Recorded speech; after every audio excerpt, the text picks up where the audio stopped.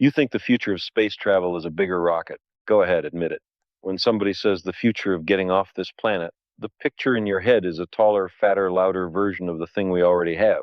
More fire out the back, more thunder on the launch pad, a rocket the size of a skyscraper, and then a rocket the size of two skyscrapers, and somewhere down that road, the stars. I want you to hold on to that picture for the next few minutes because I am going to take it away from you, not gently.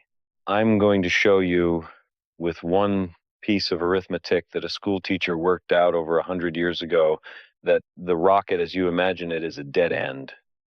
It will never take us to another star. Not a faster one, not a fancier one, not one built by a company with a clever logo. The chemical rocket is a magnificent machine, and it is also a trap. And the sooner we understand why, the sooner we can talk about the things that will actually do it. And those things are stranger and more delicate and more beautiful than anything you've been sold. Let me start from the ground, because that's the only honest place to start. A rocket works by throwing stuff backward. That's it. That's the whole principle. You throw mass out the back, and by Newton's third law, the rocket gets shoved forward. A rocket is a machine for throwing its own guts behind it as hard as it can. Now here's the problem nobody puts on the poster. The fuel. You need to go faster, you have to carry that fuel. And the fuel you carry has weight. And to lift that extra weight, you need more fuel. And that extra fuel also has weight, so you need more fuel to lift that, and you see where this is going. It doesn't add up, it multiplies. There's a man named Konstantin Tsiolkovsky, a half-deaf Russian schoolteacher working alone in a log house outside Moscow around the turn of the last century. No laboratory, no funding, no NASA, nothing but chalk and stubbornness, and he wrote down the equation that governs every rocket that has ever flown or ever will. And the equation has a logarithm in it. I'm not going to make you do math tonight, but I'll tell you what a logarithm means here in plain language. It means the relationship between how fast you want to go and how much fuel you need is not a straight line. It's a curve that turns vicious. To go a little faster costs a little more fuel. To go twice as fast costs you vastly more than twice the fuel. And to reach the speed you'd need to cross to another star in a human lifetime, the fuel required isn't large. It's absurd. It's more than the rocket. It's more than the planet. By some honest accounting, it's more mass than exists in the neighborhood. The rocket equation doesn't say interstellar chemical rockets are hard. It says they're impossible, and it says it with the cold certainty of mathematics. Now here's where it gets strange, because the answer to this problem was sitting in plain sight in the sky the whole time, and it took us a long while to take it seriously. If the problem is carrying your fuel, then the solution is obvious the moment you say it out loud. Stop carrying your fuel. Leave it home. Let somebody else push you. And the thing that can push you, the thing that is pouring out of the sun every second of every day and slamming into your face right now, whether you notice it or not, is light. Light has no mass. You learned that in school, and it's true. But light has something else. Light carries momentum. A particle of light, a photon, has no weight, but when it hits a mirror and bounces off, it gives that mirror a tiny shove. Maxwell figured this out in the 1860s, that electromagnetic radiation pushes on whatever it touches. It's real. It's measured. Every photon that bounces off a shiny surface hands over a little kick of momentum. And if you make that surface enormous and feather light, a sail miles across and thinner than a soap bubble, the sun becomes your engine, and you never carry a drop of fuel. I want you to feel how small this push is, because the smallness is the whole point, and most people get it exactly backward. At the distance of the Earth, sunlight falling on a perfectly reflecting sail pushes with a force of about 9 millionths of a Newton per square meter. 9 micropascals. That is not a misprint. To put it in your body's terms, if you held out your hand and let the full sunlight of a clear day fall on it, the push of all that light is less than the weight of a single grain of sand resting on your palm. You would never feel it. And that ridiculous, insulting little nudge is what I'm telling you will take us to the stars. Because here is the thing the rocket can never do and the sail does for free. The push never stops. The rocket burns for 8 minutes, and then It's a dead weight coasting forever. The sail is pushed every second, every hour, every day, every year, and a tiny acceleration that never quits will, given enough time, outrun any explosion you can build. It's the tortoise and the hare written in the language of physics. The hare burns bright and dies on the launch pad. The tortoise just keeps going and going and crosses the finish line nobody else can reach. I have a personal stake in this one, so let me be honest about it. Years ago, I helped start an organization called the Planetary Society with a couple of friends because we were tired of waiting for governments to be brave. And one of the dreams we kept coming back to, the one that wouldn't leave us alone, was the solar sail. People laughed. A sailboat in space. It sounded like something a child would draw. And I'll tell you, there were nights I wondered if the laughers were right, because the engineering is brutal. A sail that thin, that big, deploying without tearing, holding its shape in the dark. But the physics was never in doubt. The physics was clean. And that's the discipline I want you to learn tonight, the most important one I know. Separate what is hard from what is impossible. The rocket to the stars is impossible. The sail is merely gloriously hard. Those are different words, and the entire future lives in the gap between them. Now stay with me, because this is where it gets stranger still. If sunlight can push a sail, why wait for the sun, which after all is fixed in place and gets weaker the farther out you go? Why not build our own sun, a laser, an array of lasers, pointed from here, that can pour energy onto a sail in a focused beam 1,000 times more intense than sunlight? And if the sail doesn't have to carry a human being, if you shrink the payload down to a chip the size of a postage stamp, a tiny camera, a tiny transmitter, a whole spacecraft you could hold between two fingers, then the numbers stop being absurd and start being merely terrifying. This is a real proposal worked out by real physicists with real budgets, not a daydream. A gram scale probe on a sail a few meters across, a battery of ground-based lasers throwing 100 billion watts at it for a few minutes, and that little chip accelerates not over years, but over minutes to a fifth of the speed of light, 60,000 kilometers per second. At that speed, you reach the nearest star, Alpha Centauri, 4 light years off. In about 20 years, instead of the 75,000 years our current fastest spacecraft would take. 20 years. A person born the night of the launch could see the pictures come home before they're old enough to be tired of the world. I told you it gets strange, and I meant it.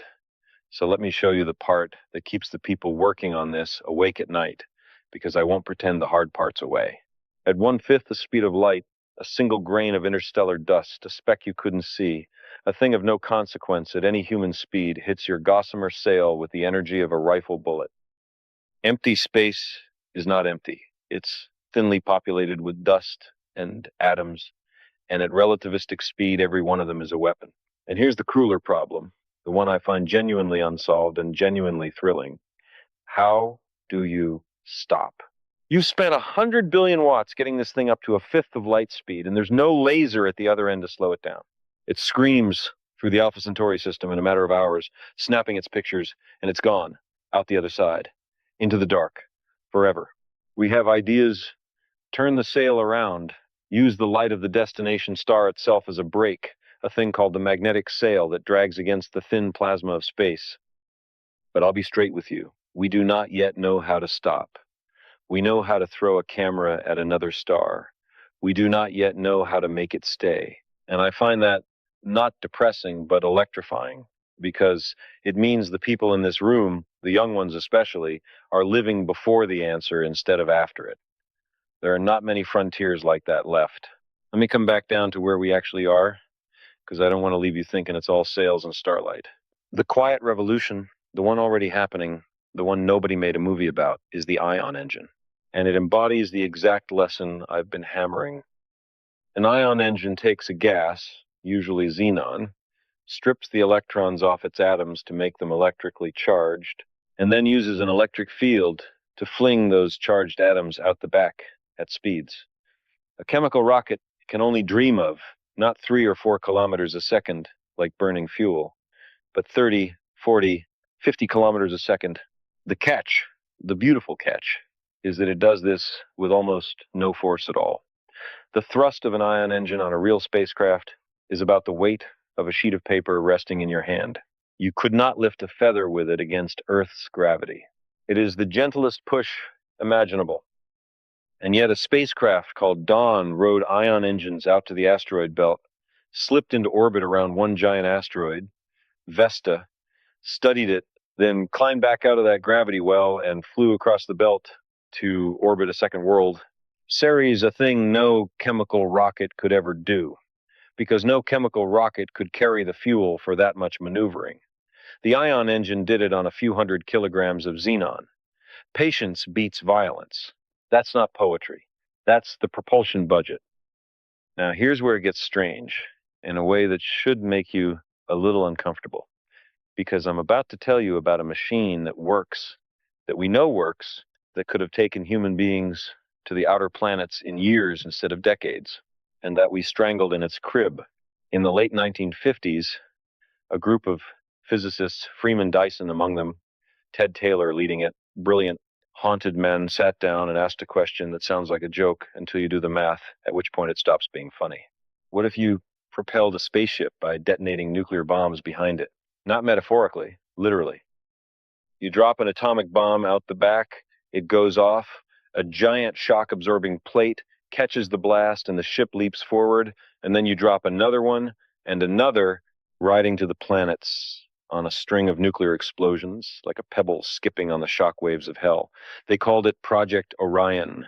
And the maddening thing, the thing Dyson never quite got over, is that it would have worked. The physics was sound. You could have put thousands of tons, a city, practically onto Mars, onto the moons of Saturn, within a human career. They were serious. They built models. They were ready to reach for the solar system with both hands. And then in 1963, we signed a treaty banning nuclear detonations in the atmosphere and in space. A good treaty, a treaty that may have saved the species. And Orion died because you cannot ride a bomb to Saturn without setting off bombs. I knew Freeman. There was a sorrow in him about Orion, the particular grief of a man who'd seen a door to the planet standing open and then watched it close for reasons he couldn't even really argue with. Sometimes the thing that stops a technology isn't physics, it's us. It's the wisdom or the fear or the politics of the people who could build it. And I think that's worth sitting with, because it tells you the future of space isn't only an engineering problem, it's a human one.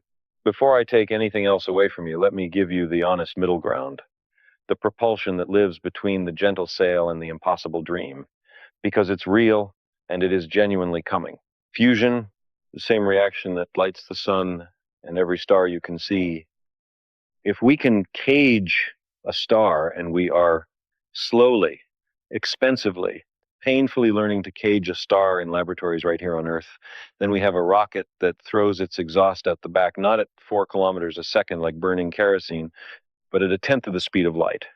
And the rocket equation, that old tyrant, finally loosens its grip on our throat. A fusion rocket could carry human beings to the outer planets in months and toward the nearest stars in centuries instead of geological epochs. We don't have it yet. Controlled fusion has been 30 years away for about 70 years now, and I say that with affection and exasperation in equal measure, because the physics is sound and only the engineering is monstrous.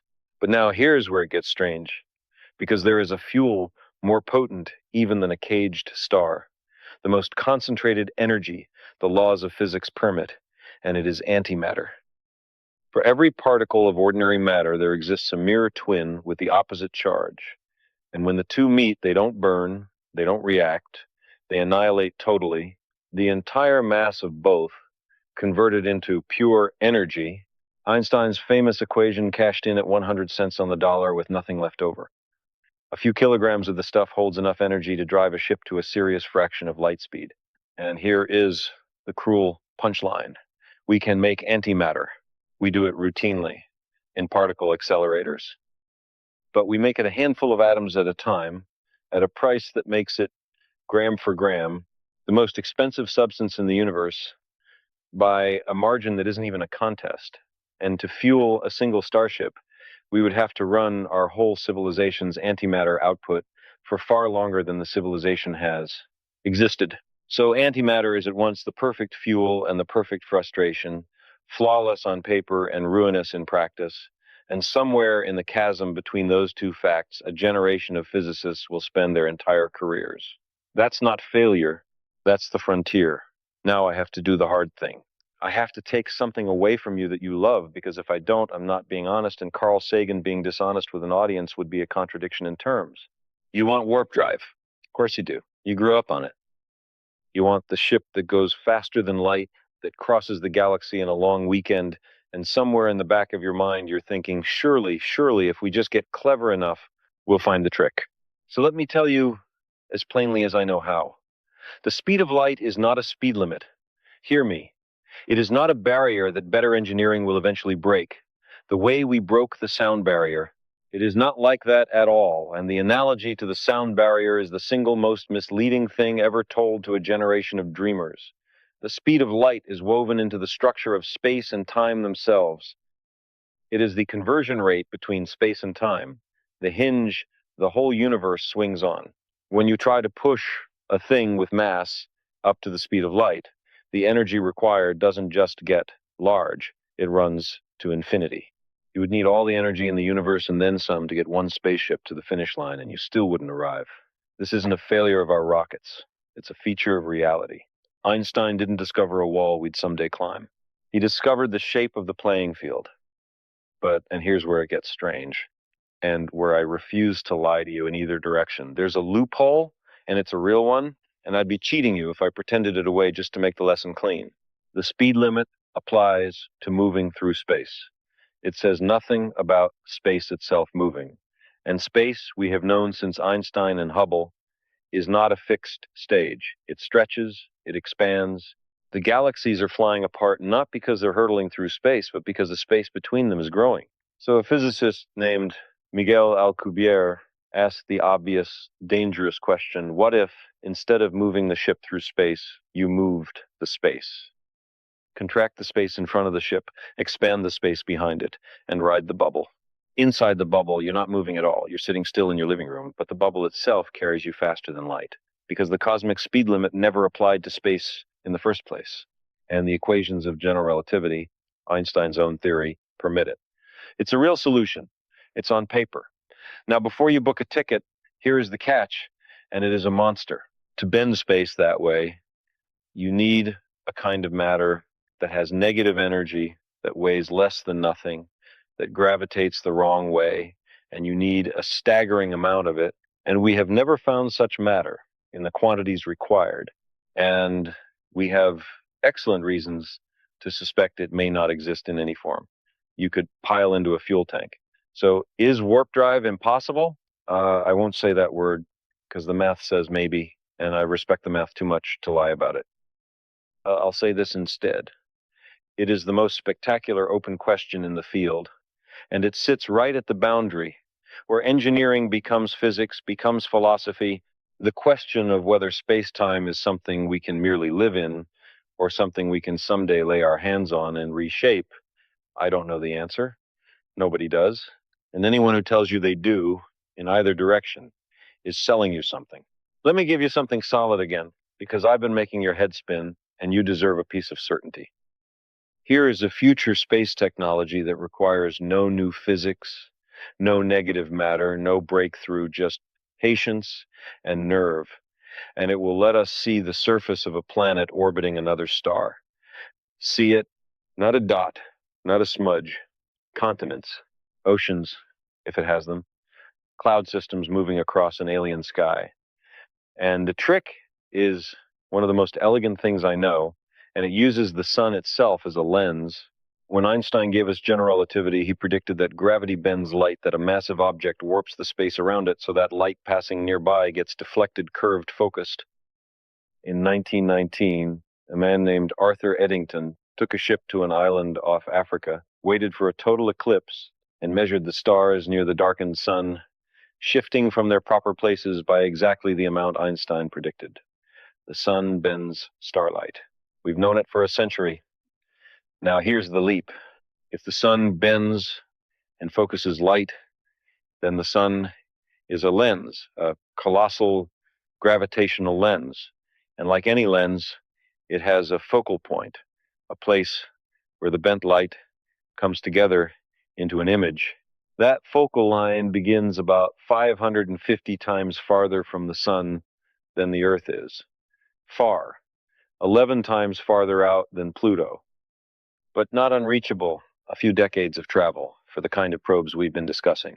And if you put a modest telescope out there at the focal line and aim it back so the sun gathers and magnifies the light of a distant world, the magnification is so enormous that you could resolve features on a planet dozens of light years away down to the scale of a small country. We would be using a star as a telescope. The sun, the same sun that grows our wheat and bronzes our skin, turned into the largest eye humanity has ever possessed. That's not science fiction. That's a mission somebody could start designing tomorrow. And the only thing standing between us and the face of another living world, if there is one, is the will to go 550 times the distance to the sun and look back. And while we're being honest, let me take apart the most comfortable fantasy of them all, the one that lets people sleep at night while they treat this planet carelessly. The idea that we'll just move to Mars. I have a particular right to talk about this, because terraforming, the deliberate reshaping of a dead world into a living one, is not a stranger to me. Back in 1961, I published a paper proposing we might warm up Venus by seeding its clouds. I was young, and the idea was bolder than it was wise. And the more I learned about Venus, the better I understood why. Venus is Earth's twin, the same size, the same rough composition, our sister world, and it is a vision of hell. A surface hot enough to melt lead, an atmosphere 90 times heavier than ours, almost all of it carbon dioxide, trapping the sun's heat and never ever letting it escape. A runaway greenhouse. I spent a serious part of my career working out exactly how that furnace got lit, and it left me with a humility about planets that I wish a great many people shared. Now Mars is the opposite disaster. Mars is frigid and nearly airless, and it is that way for a reason. No amount of cheerful engineering easily repairs.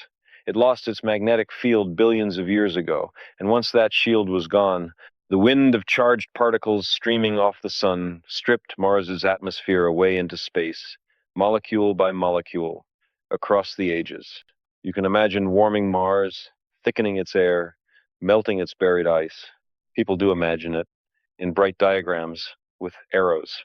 But unless you can somehow give the planet back its magnetic shield, the sun will simply strip your brand new atmosphere away again, slowly and without mercy.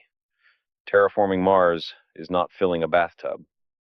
It is filling a bathtub with the drain wide open, and the drain is the size of a world, and you cannot easily plug it.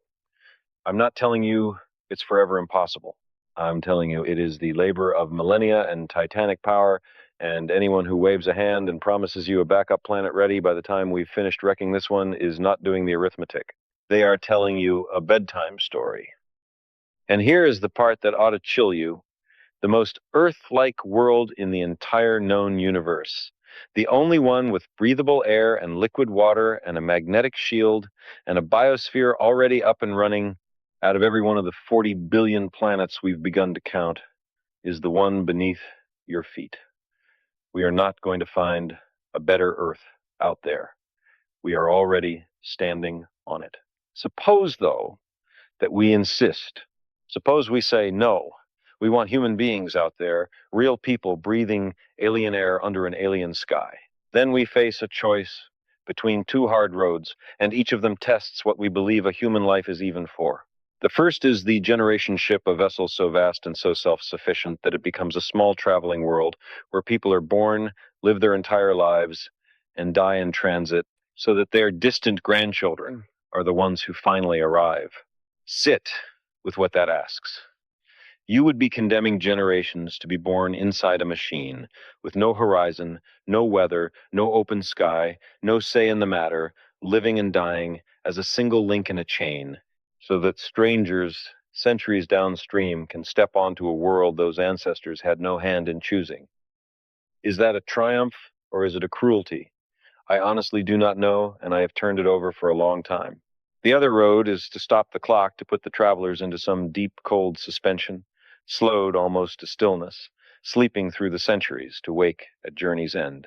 We can freeze a single cell and revive it. We are nowhere near doing that to an entire human being and bringing them back with a mind still intact. And we may yet learn it cannot be done at all, that the very act of freezing shatters the impossibly fine machinery that makes you you. So here is the honest ledger. Every path that carries a living human across interstellar distance runs straight through country we have barely scouted, biology we don't possess, ethics we have not faced, whole lifetimes we'd be spending like loose change. And that, far more than any rocket, is why I keep coming back to the image of the dandelion. Now, here's a thought I want to plant in you and let grow, because it reframes everything we've said. We've been talking the whole time as though we means human bodies, fragile, water filled, oxygen breathing, radiation hating human bodies, which are, let's be honest, about the worst possible cargo to ship across the galaxy. A human being needs air, water, food, warmth, shielding, gravity, company, and a reason to live, sustained for decades, in a metal can, in the dark, between the stars. The engineering required to keep a person alive for the trip dwarfs the engineering required to make the trip. So maybe, and I want you to really chew on this, maybe the things we send to the stars won't be us at all. Maybe they'll be our machines, our cameras, our instruments, and eventually, perhaps, our information, the patterns that make us what we are, encoded and sent ahead, lighter than any body, tougher than any flesh. I'm not telling you that's how it'll go. I'm telling you the rocket equation and the radiation and the sheer murderous distance all point the same direction, and the direction is maybe humanity reaches the stars the way a dandelion reaches a far field, not by walking there, but by casting something small and light on the wind, something that carries the instructions for the whole. And I'm not speculating idly, because we have already done it. We've already sent ourselves to the stars in a small way, and I had the privilege of helping on the Voyager spacecraft, which we launched in the 70s and which have now crossed out of the sun's domain into true interstellar space. There is a golden record. I chaired the committee that decided what to put on it. Greetings in 55 languages.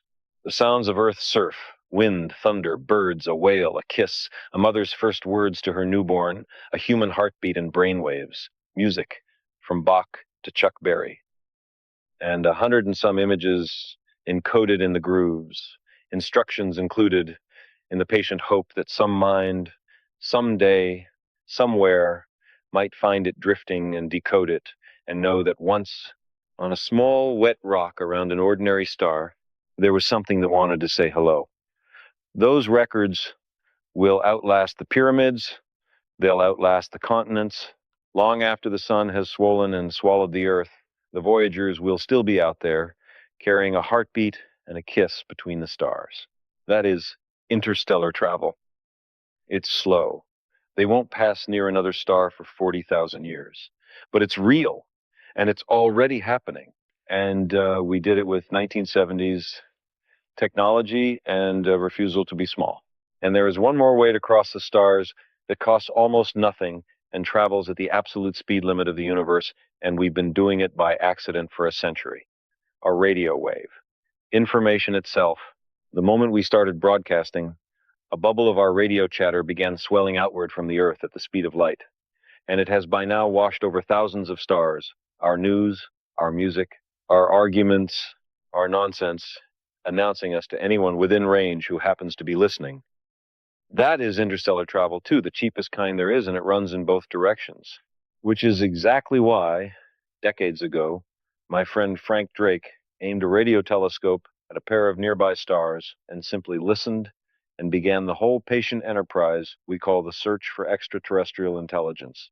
Frank also wrote down an equation, not an iron law of nature like Tsiolkovsky's, but an honest piece of bookkeeping for our own ignorance that breaks the enormous question, are we alone, into smaller pieces we might someday actually measure. How many stars? How many with planets? How many of those planets with life? How many with minds? How many of those minds ever build something that calls out across the dark?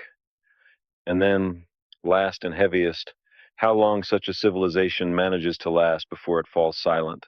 And it is that final term, the lifetime, that quietly turns the whole equation from a problem in astronomy into a mirror held up to our own face, because every other term in it is a question about them.